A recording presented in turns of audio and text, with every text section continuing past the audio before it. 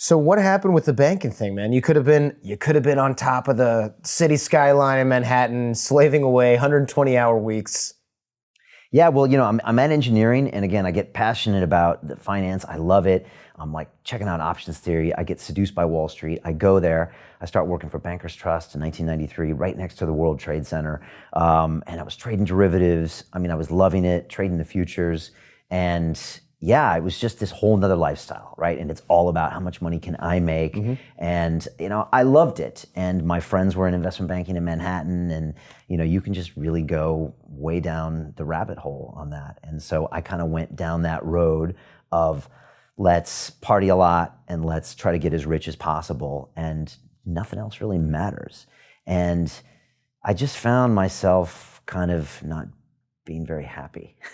You mean work hard, play hard, 100-hour work weeks plus go out drinking every night didn't make you feel good? I always thought like that money would make me happy, and the American dream was once you get that, everything is good and everyone looks out for themselves. But the money would just start piling up, and I was just more unhappy and more disassociated with what was happening. And yeah, it took me a long time to figure out why.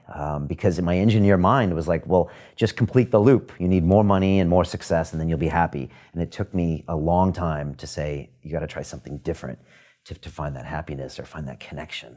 And that's the problem with the people who are really persistent, is we don't know when to not persist in something, right? It's like, oh, well, this isn't working, I'm not happy.